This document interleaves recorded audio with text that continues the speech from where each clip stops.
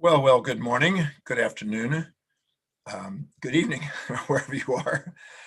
I'm Dr. John Demartini.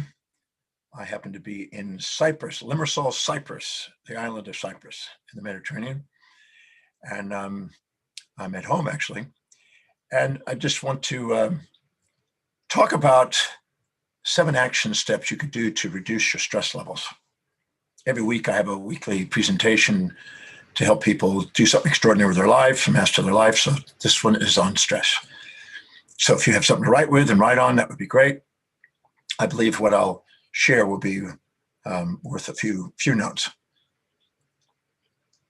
I'm a firm believer that an individual that is clear with what they're dedicated to, we could call it our chief aim, we could call it our mission, we could call it our purpose, we could call it our primary objective. But an individual that is really crystal clear about what they want to dedicate their energies in life to, and so they have a clear focus, tend to achieve more and reduce their stress levels.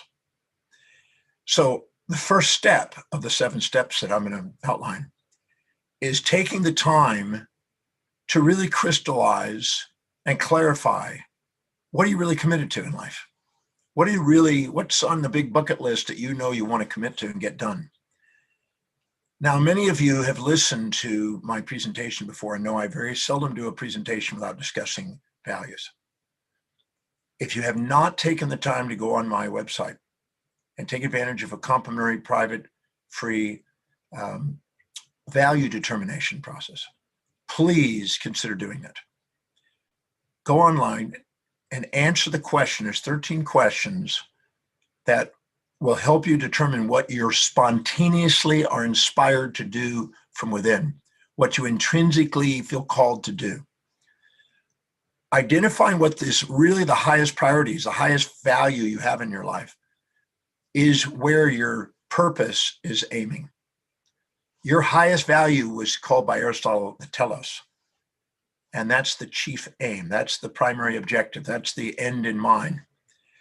Anyone who is able to clarify what that is and get concise on what that is and write that out and know what they're committed to is going to have less distress in life than somebody who's wandering around aimlessly and emotionally and perturbed by all the impulses and instincts of pleasures and pains that are around you and all the bombarding. See, if we don't empower our own life, people around us impose on our lives, things that distract us. If we don't empower ourselves with a mission that encompasses all areas, we automatically get distracted by people overruling us. Any area of our life we don't empower, people overpower, in other words. And those over-empowering distractions are part of our stress. Part of our distress in life is because we're getting sidetracked by people trying to sell us something, or people trying to expect something, or emotional blackmailing individuals with opportunists trying to distract your time, instead of being clear about what it is. Because when you are very, very clear about what you're committed to, it's easier to say no to things that aren't priority.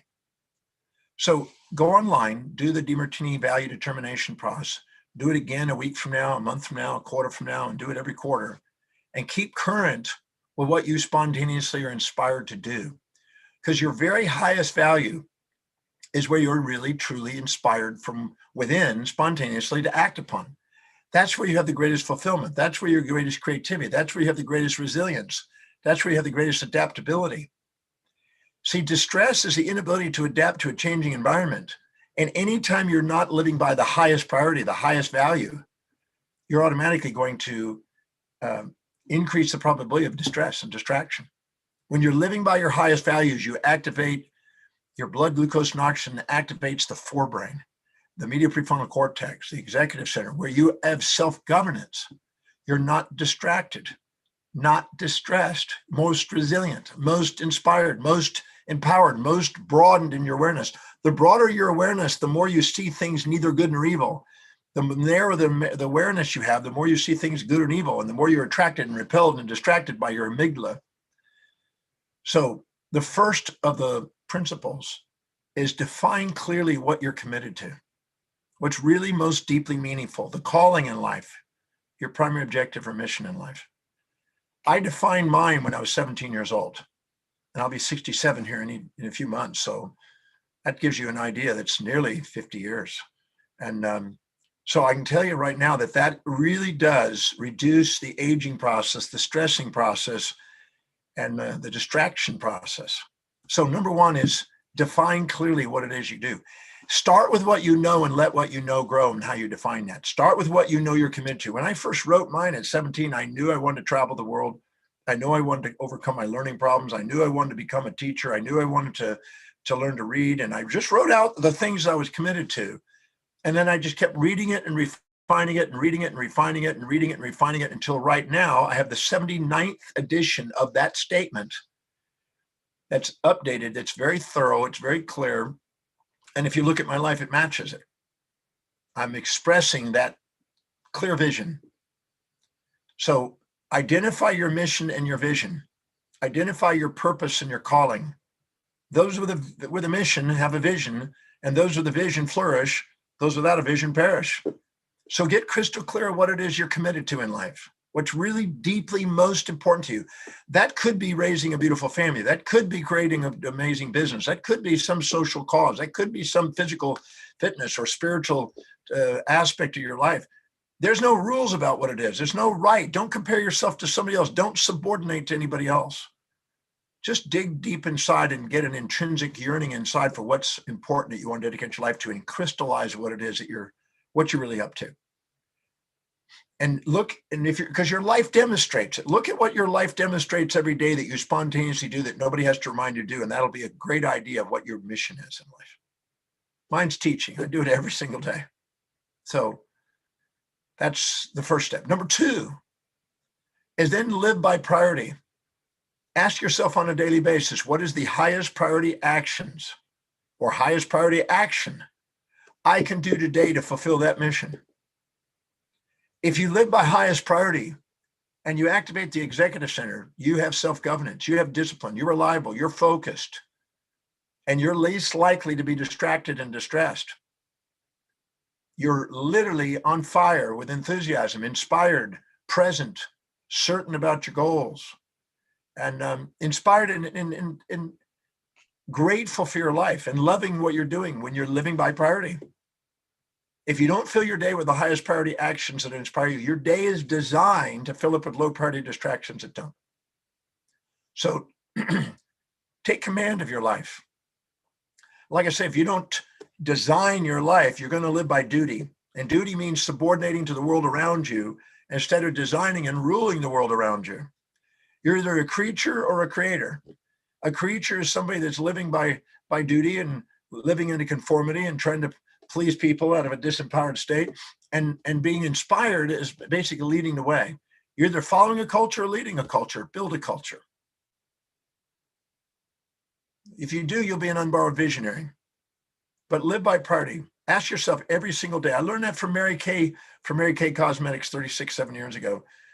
Ask yourself, what is the highest priority actions I can do today to help me fulfill my mission? Or number one, Gary Keller says the one thing. Find that one thing that you do that you want to be masterful at. Mine's teaching. So I research every single day and I teach every day. And if you do that and you put in your thousands and thousands of hours in that, you become momentum building leader in that area. And that is guaranteed is going to reduce the distress levels in your life. So prioritize your life. Ask yourself, what is the highest priority action I can do today that can help me fulfill my mission of service in the world? And make sure your mission is one of service too, because there's no fulfillment if you're doing something without also contributing. There's always say your deserve level is based on your serve level. The more you actually make a contribution and do something that's a sustainable, fair transaction with people and have some sort of an income and an outcome, the more fulfilled you are in life. And that's why living by priority and fulfilling a mission of service is crucial to a mastered life and a definitely de-stressed life. The third thing, so number two is priority, living by priority. Prioritize your lives and live by the highest priorities you can.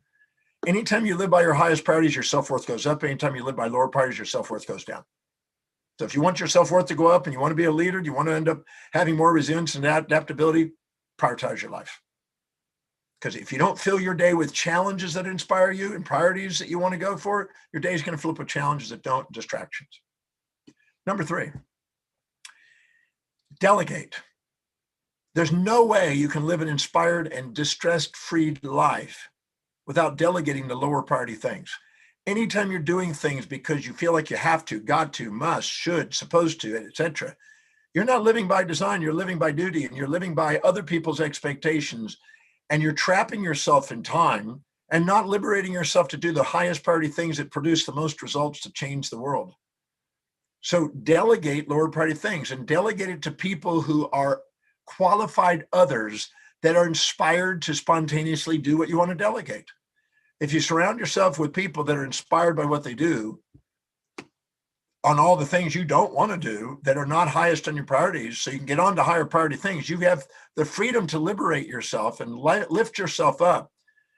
I don't do much of anything. I delegate most everything. I'm a firm believer that it's wise to do what I do, which is research, teach, write. That's it.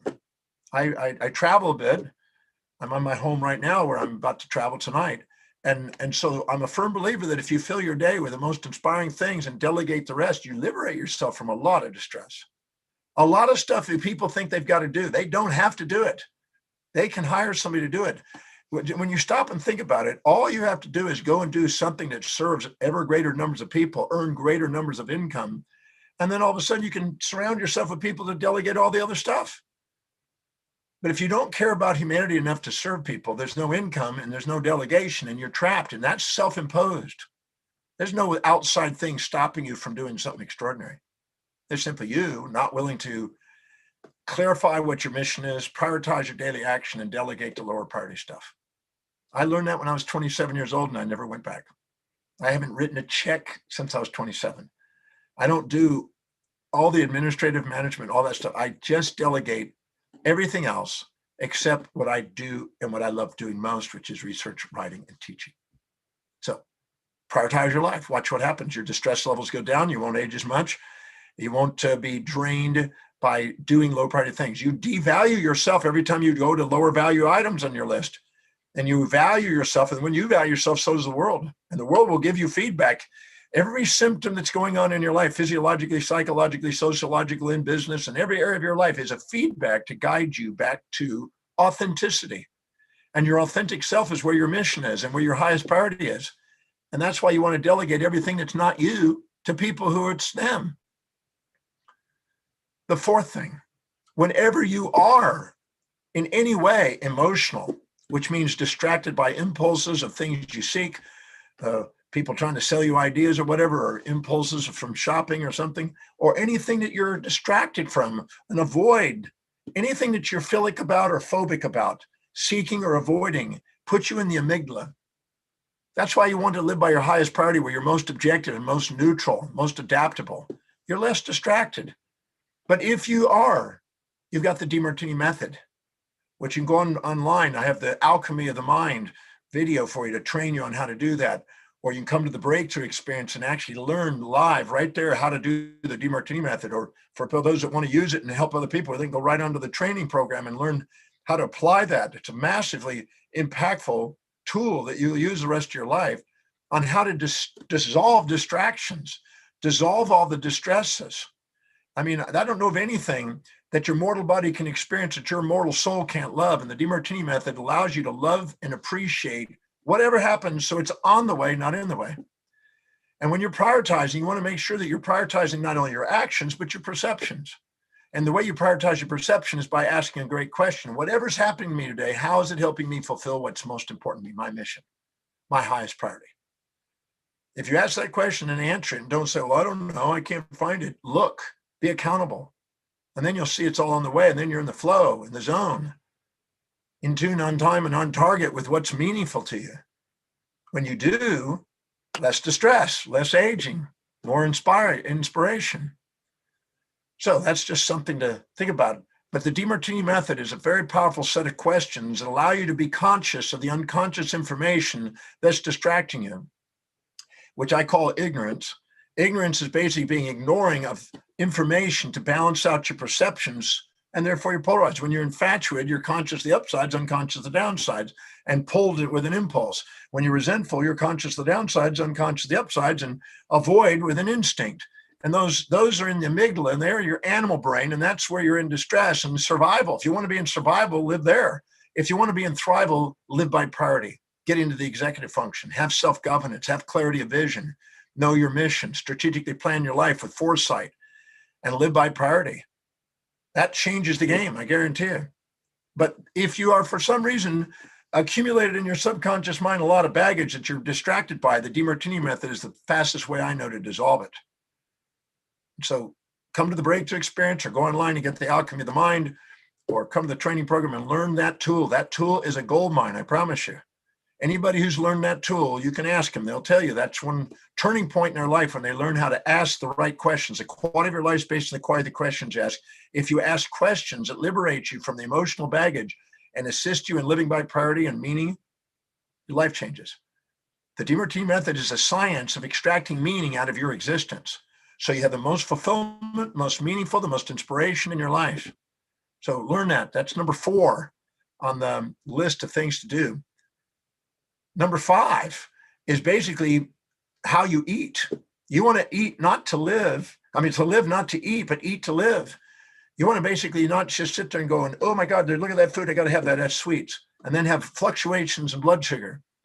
You want to ask yourself, what is the highest priority food that you can fuel your body with? See, if you have something really, really deeply important to do that's really priority, that's really meaningful, you are not going to blow your diet. You're going to be living wisely and eating the highest priority foods to get the same and most amazing outcome. If you know you've got a wedding coming up in 5 to 10 days, you know you're going to be eating wisely. When you got a major function you're about to do and a performance you're about to do, you're not going to be blowing it. You're going to be disciplined. When you live your life by priority, you live your life with meaning and purpose, the highest priority, and know what your clear vision is, you increase the probability of living not to eat, but eat to live. And you perform more effectively. So you want to moderately eat. You want to find the things that work. You want to keep asking yourself what's working, not working in your diet. That reduces your stress, because anything that causes volatility, sweets and stimulants and all that stuff, instead of water is the most universal solvent that reduces all the volatilities. Any volatility is going to shorten your lifespan, and any volatility is going to add to your fluctuations in blood sugar, which is going to make you fluctuate in emotions, which are going to make you more distracted. You're not present. So you want to live wisely when you eat and supplement that with nutrition, because most of the foods today could be helped by good supplementation. I supplement with a multi-mineral, multivitamin system by Bluebonnet, and that allows some added nutrients to get into the bloodstream and allows you to have more performance. So if you're eating wisely, you're eating moderately, you're eating with rhythm and consistency, and you're not doing 2 meals one day and 5 meals the next and arrhythmics, you automatically stabilize your energy levels. You're more resilient and adaptable, and you're more likely to have the vitality to go do something extraordinary. So don't live to eat, eat to live. Eat to perform at your peak. The next one is adequate exercise and activities. And this is something that I don't think it's wise to go to extreme. I'm not a big extreme exercise buff. I think I've seen some people that look like they're 20 years older because they've oxidized their body with so much exercise. But I do believe that moderate exercise periodically is wise. A good walk, great. I always say that there's 6 basic exercises. Walking up inclined planes, like up a hill, swimming, dancing, right? Maybe yoga, I think that's or maybe Tai Chi, and maybe lovemaking. These are exercises that are pretty natural, that are universal across the world. And those are wise things to do, but moderately. If you go to extremes and take it to extreme and you have arrhythmia in your exercise, again, you're going to oxidize and deoxidize. But I think a little bit of aerobics is wise, but not excessive. I've seen people go excessively into aerobics, and I've seen them literally die early in age. But I think a moderate amount of exercise is wise. So if you do something that's something you love doing, that's a spontaneous exercise, if you feel like you're having to force to do exercise, that's not the one. I'm not a forced gym guy, but I enjoy a good jog sometimes. And I do some push-ups and things and exercise and some calisthenics and stuff. I do it usually right there where I am. I don't even have to go to the gym necessarily. But whatever the exercise you love, it may be swimming, maybe surfing like I love to do. any exercise that is a natural thing that you spontaneously are looking forward to do, those are wise to do. Find the ones that you spontaneously love doing. You don't have to be reminded or forced to do it or somebody to force you to do it. I'm not against having a mentor, maybe a trainer there. They keep you on your toes. That could be useful, but make sure you're doing something you really love to do. That's important. And the last one that's on the exercise, on the list, 7, and that's rest. Make sure you get adequate rest. You need at least an hour a day, don't you? People look at me and they think, how do you go? I used to do for 4 hours a day. For 35 years, I did 4 hours a day, and people go, that's insane. How do you do that? Well, that was all I needed. Now, today, I'm doing longer than that. I sleep more than that. But at the same time, whatever is adequate for you, and you'll know, your body will tell you. I know some people that do 8 hours a day, they can't function except 8. I know other people do 4 and they do fine. They got more energy and they're 75 years old and doing 4 hours. So I don't know what that amount is. I know the research says 7 to 8 hours or whatever, but I don't find that always the truth. I find some people do incredibly well on less hours, but you need something of rest, because if you don't get adequate rest, you tend and don't drink enough water, and you gum yourself up with sweets and drinks and toffees and teas and stuff like that, your lymphatic system and your brain will tend to accumulate toxic protein debris, and you'll end up paying a price on the aging process and maybe have some neurodegenerative things. So get a little adequate rest. I think that there's all different types of rest. You can do meditational rest. You can actually lay down and rest, right? A typical sleep process. But there's many forms of rest, and it doesn't have to be the classical form. I found meditation sometimes is actually more powerful than doing the rest in the sleeping process. And because I travel quite extensively, I'll maybe meditate very intensely for an hour or so like that. And that's like 2 hours of sleep sometimes. But whatever it is, it's adequate. You'll know because your mind will be clearer. You'll have more energy. You won't be distracted. You won't be yawning all the time. You'll know what it is because that reduces the distress level. You know that if you go to bed really distressed by something, it's wiser to do the Demartini method and clear it. It's wiser to do a gratitude exercise and think about what you're grateful for and change. Anytime you're in a state of gratitude, you go up in the executive center and you tend to be more balanced in your thinking. But if you are distressed, the rest helps you sort through it at night. It takes all the edge off things, and you wake up, you're more able to see more of a balance. But if you can ask questions, however, what's happening, because there's only 2 forms of distress in life: the perception of loss of that which you seek, and the perception of gain of that which you're trying to avoid. That's it. Every distress you have in any area of your life, it's going to be boiled down to that. Again, the perception of loss of that which you seek, and the perception of gain of that which you try to avoid. And anytime, that's why the Demartini method is so powerful, because what it does is it neutralizes those polarities and those extreme absolute belief systems. If you have an absolute belief that it's all good and there's no bad in it, or all bad, no good in it, you're going to live a very distressed life. You can be fearing the loss of this and fearing the gain of this and living in fear all the time. But if you see objectively life and see both sides of life, love's the synthesis and synchronicity of opposites. When you love life and you see both sides and embrace both sides of people and events, there's no distress. You don't have unrealistic expectations. It's unrealistic expectations on life that lead us to a lot of distress. We expect life to be one-sided instead of both-sided. We expect the world to live in our values or us to live in other people's values, which is not likely. These are the self-imposed distresses we have in life instead of ground ourselves and understand human behavior. That's why I teach the breakthrough experience, to help people learn about human behavior so their life is more fulfilled, more inspired, more clear, more purposeful, less distracted, less aging, and living by higher priorities and not lower priorities. It's not really rocket science. It's something that everybody can do. And some people believe in, oh, well, when you're wealthy, you can do it. No, that's how you get wealthy. People always say, well, when you're wealthy, you can delegate. No, I got wealthy because I delegated. I got wealthy because I prioritized. I got wealthy because I got clear on my mission. I got wealthy because I developed and used the Demartini method. I did it because I was doing a bit of exercise and rest and eating wisely. Those are the things that allow you to have a maximum performance in life and less distress in life.